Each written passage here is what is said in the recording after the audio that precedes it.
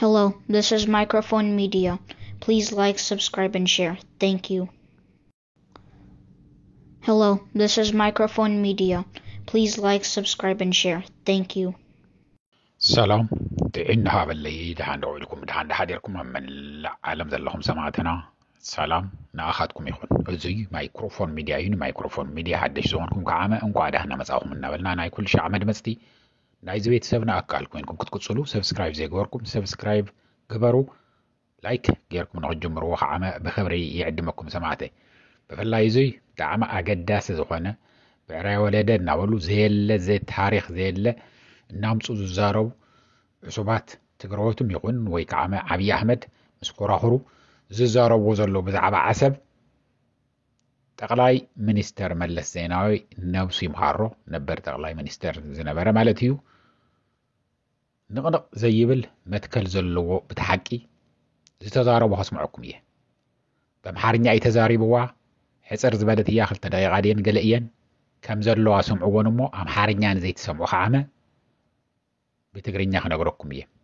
قليليو وديهم سمعوا ولا تسمعهم وون كشع زود أسولكم أي تألفوه سمعوه نحد حديئن قال تتنقعوا يتزاريوون تغلاي منستر ملس زيناوي نفع بليه زنبرة أبقنتين برو نابلكو ناو نحلف حاويرنا نسمع أيو زي اللي بعراي ولا ديلكا زي ناي إرترا أيو زي ناي إثيوبيا أي زبهال نقريلن تا إرترا تبهال لؤلاوي عدي إياه زي ناي بزحات تختلتي ناي عبي أحمد يكون إرتراويانم يكون نسخة هيك دفيقة من دفيقة قال النار تصحف لهم أنا أب تجراي وجه خيل علي أنا أب إرترا وجه خيل علي الزارق لهم ناي ما نم بعد ست أن دقافي أيكون كل زدقفوه تهزبيو أب إرترا ذل الهزبم أب تجراي ذل الهزبم يا أخلو كنده جزء يخد هزب زي وعيدو زنيه خاو كله أب دبوب انتخد كخنده هزب نيو أب أوروميان تخد كخنده هزب نيو أمحاران تخد كخنده هزب نيو نمتا إتو إرترا زل الهزبنا بتقراي زل الهزبنا بتعمز وحد زلو زيكو أيو يدعى كوي زلو ب10 عامتو ب3 عامتو ب5 عامتو ب5 عامتو ب10 عامتو نامص 7-8 شح هزبي بخنتي مكراز عبيو منأسيات انتي ولدو انتي تكو ز عالم زي أمنم زي رؤي لا زهالكو زلو نعاتهم يزدقف زي جن دقافنا إيقال إخازبل تخوينو ويناي أدامة تولوني ويناي هقدف تولوني تخوينكم كعامة بخرعات بسأقها إيزغبالو ناو نحلف قنت هذي تحقيق تزاربا نقنق زي تبل ندحار نقدم زي تبل إتن نايمل هاس أيمل لك مستعريان زتو عالن سنستو علات تقيسو إيو عسب نايمانيا إلو وازلو نسخ عامت عنا عسب زبلا كسمعكم إيه كم زل لأيا أفتاها حتصار دقيقة يزد نقركم زلو نسمع أيومون كاود حارة ترقيم خنقركم إيه أم حارنيان زي تقول خام ليلاو كهج أنصار من السام لنور إجلال የህግ ባለሙያ አይደለም ኮሎኒያል ትሪቲስ የሚባሉት እንዲሁ በጨረፍታ አይቻቸዋለሁ አፄ ምኒልክና የጣሊያን መንግስት የተፈራረሟቸው 3 ናቸው የ1900 የ1902 እና የ1908 የመጀመሪያውና ዋናው የ1900 ነው ሁለተኛው የ1902 በተከዜና በመረብ መካከል ያሉትን አካባቢዎች እንደገና አስተካክሎ የተረጎመው ነው የ1908 በአፋር አካባቢ ያለውን የወሰነው ነው እነዚህን ሰነዶች ያነበበ ተራ አንባቢ የህግ ባለሙያ ያልሆነ አንባቢ እኔም የህግ ባለሙያ አይደለሁም እንደናው አይነት የህግ ባለሙያ ያልሆነ አንባቢ ሲያነብ ምንድነው የሚያገኘው በተጠቀሰው አካባቢ ከባህር ዳሩ ወደ ውስጥ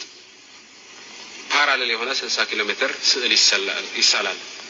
ነው የሚለው ትሪቲው የ1908 እንግዲህ ይሄን እንደሚሆን አርጎ ተርጉሞ አሰብ የኛ ነው ማስባል የሚቻል ከሆነ ማየት ይቻላል ከባህር ዳር ወደ ውስጥ 60 ኪሎ ሜትር መሄድ ካለ አሰብ የኛ ሊሆን አይችልም ከተባለም ያው በፍርድ የምናየው ነው። እነዚህን ውሎች ግን አይወድእን መለስ قصلول إيه جنتن هز بلنا حسرنا بالقزارة وكم عن تدايقات أكل قريات طلعة سمعكم إيه أم حارنيان زي تقولوا مالتيو سلستوعل تعليانن من اللي كنتوا عائلة ميوم تاوان ناجن تاناي شحن 900 شمنتن زي تفرمته عم مونجو هذا من اللي كن عم مونجو تعليانن زي تفرمت نكاف قيح بحري نكاف قيح بحري خاب جاف تها زي ارتراز النهاية مالتيو انكاب بحري 60 كيلومتر ناوشتي نفتو هذا إثيوبيا زبحال زلو آتيو يسمر تدوب سلذي كه 60 كيلومتر كاب بحر رحيقو يو اتو دوب زي ترز اندحر تبهيلو ويك عامو توصون نسو يندحر تدوب نسو يندحر تبهيلو خوينو امو اتو بحري ويك عامو عسب ناينا اي زبل اندحر كوينو فردوو يزول زلو 60 كيلومتر رحيقا زلو مريت ناتكا ايو 59.5 ويك عامو 9 زلو نا إرترا ايو እንኳን ዓሰብ ይቅረና ስለዚህ መለስ ዝብል ዘለ እንታይ እዩ እቲ ዓሰብ ጥራሕ እንተ ይኮነሲ ሙሉእ ቀይሕ ባሕሪ ህዚ ኣብ ኤርትራ ክልል ዘሎ ናይ ኤርትራ እዩ ንጣልያን ተውሂብዎ ኤርትራ እትበሃል ዓዲ ሰይሙ ዘጣየሾ መን እዩ ጣልያን እዩ ንቐፅሎ ሰማዕተይ ብጣዕሚ ሓፃርያ ተቐርያ ዘላውን እዚ ዝዛረቦ ህዚ እንግዲህ ውግእ ናይ ኢትዮ ኤርትራ እናሃለወ ግዜ እዩ ኣኽሪሮም ኣጥቢቆም ሒዞምዎ እናሃለው እዩ ናይ ኢትዮጵያ ተቃወምቲ ናይ ኣምሓራ ናይ ትግራይ እውን ዝተልዒሎምዎ እናሃለው ዝተዛረቦ እዩ ህዚ እውን ግን ኩሉ ዘድሊ ሕጊ ተፈረመ ካብ ምልሊክ ጀሚሩ ካብ ዮሃንስ ጀሚሩ ኩሉ ንኽብር ኢና ንሕና እውን ፈሪምናዮ ዝሞትና እቲ ዝመፅእ ዘሎ ትውልዲ ከኽብሮ እዩ ግዴታ እዩ ከኽብሮ ይግባእ ዓብይ ኣሕመድ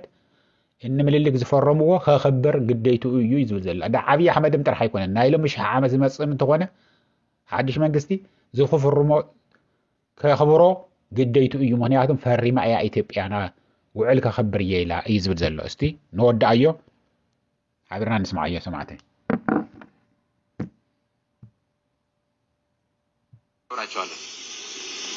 من قصدي تكال أجر جنا يكيرم ዳግማዊ ምኒልክ የፈረሙት ፊርማ አሁንም የምንገዛበት መንግስቱ የፈረመበት ፊርማ አሁንም የምንገዛበት እኛም ስንለቅ የሚቀጥለው መንግስት እኛ ያፈረመው ተቀብሎ መሄድ ይኖርበታል።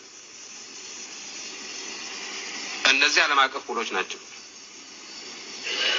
የአፍሪካ አንድነት ድርጅት ሲመሰረት ቻርተሩን ፈርመናል። የአፍሪካ አንድነት ድርጅትን መስራች አባል ነን።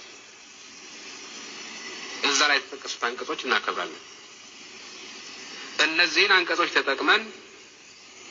ብሔራዊ ጥቅማችንን ለማስጠበቅ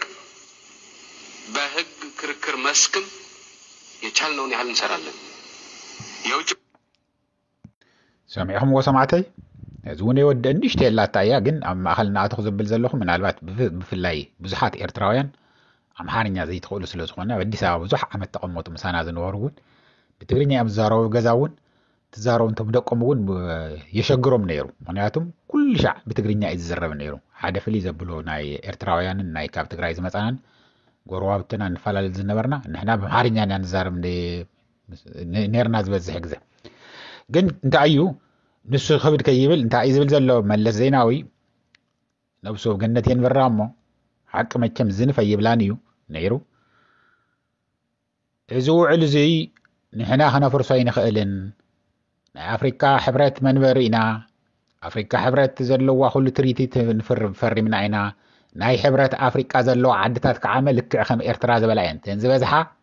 بزي إثيوبيا كولونايز دجيران زنبرا إيان سلزي تو كولوني أسميرو وزنبرا كولونايزرز ولا سأبسل استبر بعد حدا بيهر كفافيلهم أسميرو وزنبرا بو خنجز عينا يلوم تسمع عمي عمي مفتح حبرت أفريقياون آتيوم زنبرو زلوا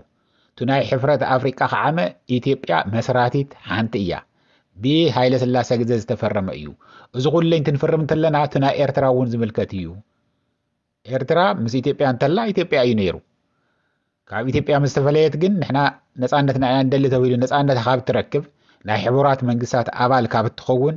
ጀሚሩ ግን ኤርትራ ዝበሃል ዘሎ ዓዲ ዓሰብናተ እዩ ምጽዋዕናተ እዩ እዚ ከምዚ እዩ ዝበሃል ነገር የለን 60 ኪሎ ሜትር ካብ ባሕሪ ርሒቑ እዩ ኢትዮጵያ ዝበሃል እንተልዩ 60 ኪሎ ሜትር ርሒቑ እዩ ካልኦት ዓዲ እውን እንተልዮም ጅቡቲ ናይ ባዕላ ዝኸኣለት እዩ ጅቡቲ እውን ከምኡ ተሸይጣ እያ ነይራ ን100 ዓመት ምልልክ ሸይጥዋ ን100 ዓመት እንደውም ምስ ኤርትራ ውግእ ስለ ዝነበሮ ኣብቲ 100 ዓመት ምስ መልኦ ካብ ፈረንሳይ ክቕበሎ ምኽኣለ ነይሩ ደርጊ ግን ያው ምስ ኤርትራን ምስ ትግራይ ይዋጋ ኣለኹ እዚ ሳልሳይ ጸላኣ ከፈጥረ ይደልን ኢሉ ሱቅ ስለ ዝበለ እምበር 100 ዓመት ልክዕ ምስ መልአ ኣነ ብደንብ ዘስታውሶ በአዲስ አበባ 100 ዓመት መዲኡ ህዝ ሓድሽ ዓዲ ኩኒ በቃ ጅቡቲ ትበሃል ዓዲ ክትፍጠር ትኽእል ይኽኢሉ ደርጊ ኣውጁላ ብዜና ተዘሪቡ ነይሩ ቋዕዳ ዝበለኩም ነፃነትኩም ኣኽቢርኩም ሓዳሽ ዓዲ ተፈጢራ ጅቡቲ ትበሃል ተባሂሉ እምበር ከም ሆንግ ኮንግ ቻይና ካብ እንግሊዝ ዝተቐበልዋ ካልኦት ዓዲ እውን ከምኡ ዓይነት ዘለዋ ብተቐበላ ነይሩ ኤርትራ ግን ተፈለየ እዩ ኤርትራ ክንዲዚ ዓመት ተባሂሉ ኣይኮነን ነይሩ ናይ ኤርትራ ናይ ጣልያን ግዝኣት ኮይና ዝተመስረተት እያ ሱማ ሓድሽ ስም ተውሂብዋ ኤርትራ ዝበሃል ኣይፍለጥን ነይሩ ኤርትራ ዝብል ስም ዝሃብዋ ጣልያናት እዮም እዙይ ከ ካብ ጫፍ ናብ ጫፍ ህዘላ ኤርትራ ትበሃል ዘጠቃልል እዩ ዝብል ዘሎ ጠቅላይ ሚኒስትር መለስ ዜናዊ ሰማዕቲ ካልኦት ብቲን ንድሓርን ንቀደምን ክትብሉ ትኽእሉ ኢኹም ኢሉ ጠቅላይ ሚኒስትር መለስ ብኣምሓርኛ ዝተዛረቦ ባዕለይ ክውድአልኩም ግን ንሕና ክነምልስ ንኽእል ኢና እቲ ሕጊ ንፈልጥ ኢና ሕጊ ኣነ ኣይተምሃርኩን ኢሉ እዩ እቲ ሕጊ ንፈልጥ ኢና ሕጊ ተጠቒምና ክነምልሶ ንኽእል ኢና ከምዚ ክንገብር ኢና ትብሉ እንተሉ ኢኹም ከዓ ሓግዙ ብፈትኑ ልክዕ ከምዙ ንኤርትራ ኣይትግንፀልን ኢሎም ዕግርግር ትፍሉ እንተለው ንሕና ኣኽለና ይንዋጋእን ከይደ ክዋጋእ እዩ ዝበለ ግን መንገዱ ጨርቂ ያርግላችሁ ኢልዎም ዝነበረ መለስ ሓግዙና ትኽእሉ እንተኮይንኩም ምንም ቅር ዝለና የለን ንሕና ግን ታውዕል ታፌርማ ታስምምዕ ናይ ጣልያንን ናይ ምልሊክን ነኽብራ አይና ክትወቕሱ እንተኮይንኩም ነብሕጎኹም ውቐሱ ንጣልያን ምልሊክ ኣሕሊፉ ተከዘምላሽ ዝበለ ካብ ጫፍ ናብ ጫፍ ኤርትራ ከዓመ 60 ኪሎ ሜትር ርሒቐ ክነብር እየ ጥራሕ ናባይድ ዘሊቕካ ኣይትምፅእ እምበይሉ ተፈራረመ ምስ ጣልያን ክትወቕሱ እንተኮይንኩም ንኢኹም ክትወቕስዎ ዘለኩም ንኢኹም ክትረግሙ ዘለኩም ተዘይኮይኑ ንሕና ተስማዕምዖ ምልሊክም ይኹን ዮሃንስም ይኹን ደርግም ይኹን ሃይለ ስላሴም ይኹን ኢህአደግም ይኹን ዝፈረሞ ዝመፅእ ለ ትውልድ እውን ክግዝአሉ ግደይቱ እዩ ዝብል ዘሎ ስለዚ ዓብይ ኣሕመድ እቱ ተስማዕምዑሉ እንካብ ምልሊክ ጀሚሩ ክሻዕ ኢህአደግ ድረስ ዘሎ ክትግዝአሉ ግዴታ እዩ ንዚ እውን ይውግእ የድልን ምንም ዘይመልከተካ ኢኻ ተካይድ ዘለኻ ንብሎ ኣፍተን ናይ ትግራይን ናይ ኤርትራን መከራኸሪ ዝኾና እውን ከፍ ኢሉ ተዘራሪቡ ህዝቢ ተስማዕሚዑ ክምለስ እዩ ተስማዕሚዑ ብሓደ ክጥቀመሉ ይኽእል እዩ እንታይ ያውዳ ኮነን ዋላ ዓዲ እንተኾነ ኤርትራ ዓዲ ኮይና ትግራይም ንመይና ዓዲ እንተኾነት እውን እኮ ናውዚ እናባለ ብሓደ ክነብር ኢና ንደልዮ ብሓደ ኮይኑ ሓደ ዓዲ ክኸውን እዩ እናባልኩ ኣይኮነ ሓደ ዓዲ እንተኾነ ኣነ ደስ ይብለኒ እቲ ደኸርየኒ ሓደ ዓዲ ተዝኸውን ተዘይኮይኑ እውን ሓደ ዓዲ ንኸውን እናገለ መለ ዝብሉ ሓደ ክልተ ስለ ዘለኹም እዩ ንዙ ዝምልስ ዘለኹ ቅድሚ ምዝራብኩም እንድሕር ሓደ ዓዲ እንተዘይኮነ እውን ከም ልቡ ብሓደ ኣብ ጎረበትካ እዩ ካብ ኩሉ ዝቐርበካ ኣነ ህዝብ እዛ ጎረበተይ ዝነው ፀዓዱ እዮም ካብ ማንም ዘመደይ ካብ ወድነይ ዝበለፀ ቀረባ ዝቀራረቦም ሻንስተይ ጋብዞም ይጋብዙኒ ንቀራረብ ንምንታይ ሓደ እንድሕር ዘይርኢናዮም ታዳ ጠፊእኻ ንባሃል ታዳ ጠፊእኹም ንባሃል ስለዚ ጎረበትካ እንኳን ሓደ ህዝቢ ሓደ ቋንቋ ዘለዎ ሓደ ትግርኛ ተዛራባይ ዝኾነ ህዝቢ ኦርቶዶክስ ቤተክርስቲያን ዝበዝሕ ኣብቲ ዶብ ዘሎ ዝኣምን ዳገለ ቤተክርስቲያን ዓመቱ እዩ ዳገለ ቤተክርስቲያን ዓመቱ እዩ እናተባሃለ እናኸደ በዓመቱ ዝሳለም ኣብ ክርስትና መርዓ ኣብ ሓዘን ዘይፈላለ ይቕረና ዋላ ንኤርትራ ዝተባሃለ እውን ተጋሩ ከይደመኡ ምውዓሎም ምሕዳሮም ኣይቀርን ናይ ትግራይ ዝተባሃለ እውን ከምኡ እዩ ናይ ክልተኹም ዝተባሃለ ከዓ መሰዮ ኩልና ሓደ ኮይንና ክንነብር ኢና ክንደይ መዓልቲ እናተወጋእና ክንነብር ኢና ምዞም ወሊድካ ቆፂርካ ሰፊርካ ዘይውዳእ ኣህዛብ ማእኸል ዓዲ ዝመፁ ዘለው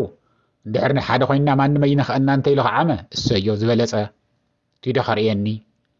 እዚ እናበልኩ ንህዘው ዝያህለኒ ክሻዕ ዝቕፅል ግዜ ሰላም ደሓን ዋዕሉ ደሓን ሕደሩ ቻው